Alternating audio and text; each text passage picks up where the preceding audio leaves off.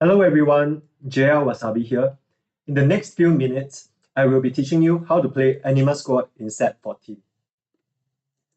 Anima Squad is very similar to the playstyle of Rebels from last set. This is because the aim of the comp is to fast 8 and find Leona and Zarya, just like how Rebels needed to find Ilaoi and Zoe in order to stabilize late game for a top 4. Aurora does not make or break this comp, but similar to how Jinx was for Rebels, she can help to unlock the cap for this comp in order to have a better placement. This is due to how her skill works, by bringing in an extra unit from the bench, essentially making your comp a level 10 or 11 comp. Anima Squad is also a prismatic trait, so play it whenever you have the chance to, since it is guaranteed to be strong. You will need 2 emblems that can be formed with a tier and a spat.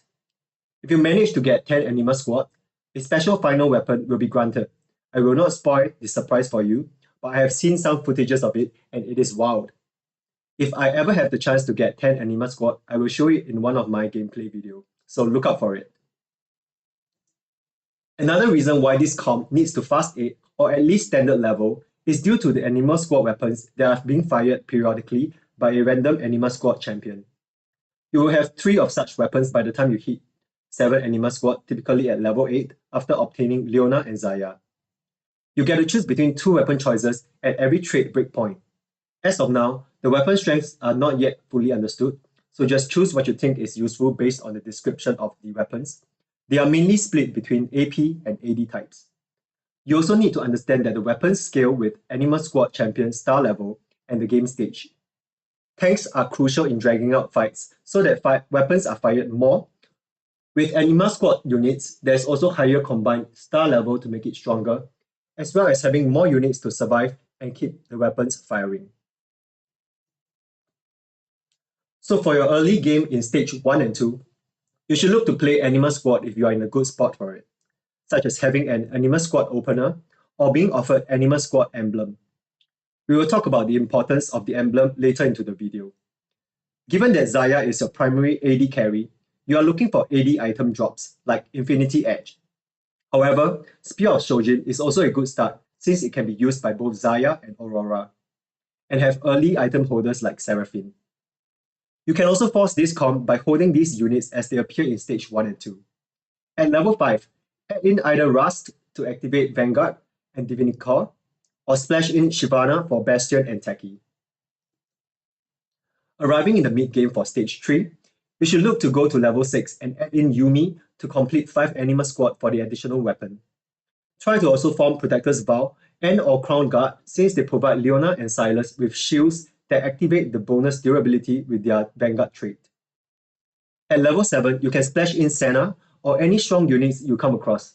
Just remember to balance the front and back line to stabilize and push for level 8. At stage 4, when you typically reach level 8, look for Leona and Zarya in order to reach the 7 Anima Squad breakpoint for your third weapon.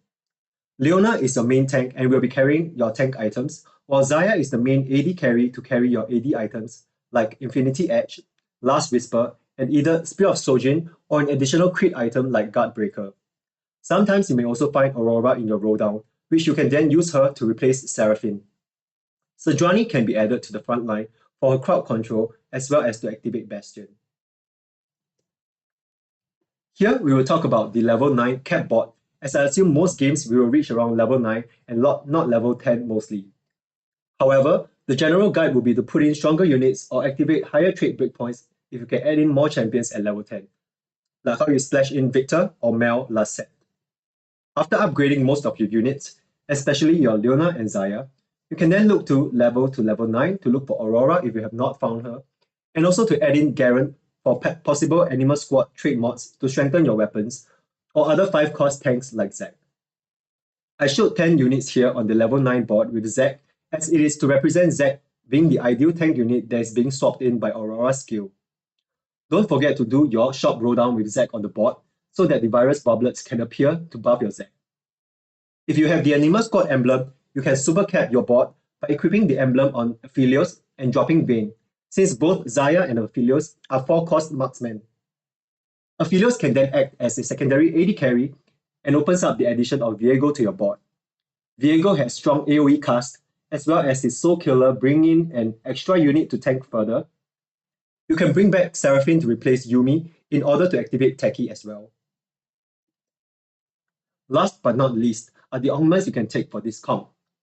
Obviously, you can go for Anima Squad emblem, as they will help you to drop lower cost units like Vayne for Aphelios instead. Alternatively, if you can get Marksman emblem off the carousel, you can activate Marksman to buff your Zarya without having Aphelios too.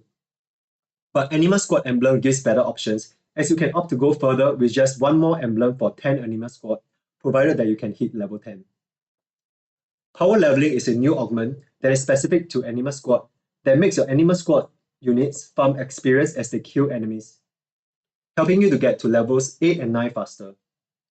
Little Buddies is also good in general, since you will rarely be dropping the champions late game, since the weapons scale with the champions and trade breakpoints, which means that Silas, Ilaoi, and Vayne will likely be there to buff your high cost units. In general, you should prioritize one econ augment in order to hit higher level, since this is not a reroll focused comp. I personally also think that team-wide combat augments such as Piercing Lotus and Mace's Will can be very useful if these help to buff the weapons fired by the Anima Squad champions. However, I am not too certain about this yet. You're absolutely awesome if you have reached the end of this guide, and I hope that you have learned something from this video.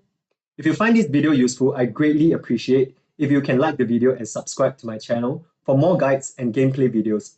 See you again. Bye bye.